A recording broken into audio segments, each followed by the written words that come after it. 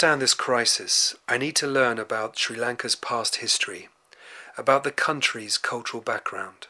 We had our own kingdom. The Sinhalese had their own kingdom, but most of the time, one kingdom rules the whole country. And between 1215 and 1469 or something, the Tamil kingdom, which ruled the whole country. And there was a bit of a lapse before the Portuguese came in 1505, when the Sinhalese kingdom was the main ruler in the south. But still, we had our own king in Jaffna, and also the principalities around in Batticaloa and Vavonia, or we call it Vanni. But anyway, in 1505, Portuguese came. At that time, in Colombo there was a Sinhalese kingdom, and in Jaffna there was a Tamil kingdom, and in the central part of Sri Lanka, which is called, which is an upcountry, hilly area, and Kandy is the town there. So there was another kingdom there, and Kandy was the one controlling the eastern part of Sri Lanka. So naturally, the Jaffna kingdom was purely Tamils, the Colombo kingdom was purely Sinhalese, and the Kandian kingdom was Tamils and Sinhalese. Then in 1796, British came. They captured all from the Dutch. They were trying to capture the Kandian kingdom, and in 1815, they captured the Kandian kingdom. And so in 1815, the entire island was under British. And in 1833, he amalgamated the Sinhalese areas and Tamil areas as one country.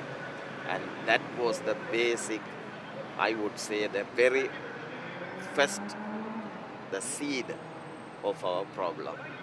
When we got independence, even though we are two nations, two separate kingdoms in a way, and we became the minority under the umbrella of independence or democracy.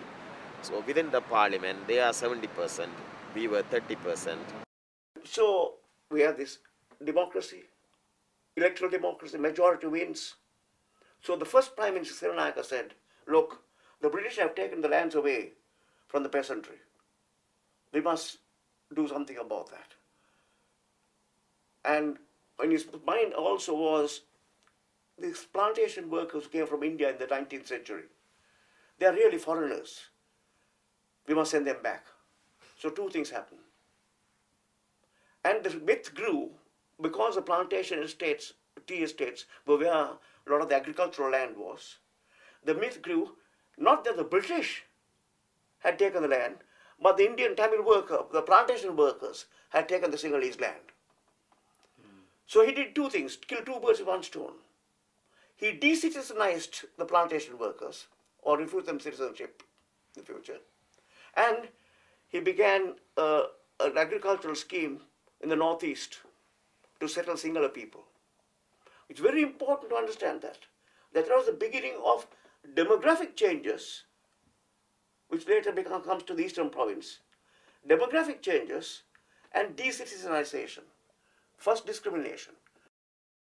In 1956, a person not directly in line of succession, S.W.R.D. Bandaranaike, who was a poorer relative, so to speak, he thought the best way of getting power quickly, because he was not going to succeed the dynasties in a hurry, quickly was to get the electorate on his side with Sinhalese as a language, official language, Buddhism as a state religion. Well, when our country became independent, naturally the question arose of national language superseding English as the official language of the country. Sinhalese we decided upon as the official language because 70% of the people of Ceylon are Sinhalese. At the same time, we naturally realized that the Tamil minority a language that was also old, a very rich language in literature, so on. And therefore we decided also to give a reasonable use to the Tamil language as a language of a national minority. He said we will have reasonable use of Tamil because he didn't want, he was still trying to be nice. And that is when the Buddhist priest said, no, no reasonable use of Tamil.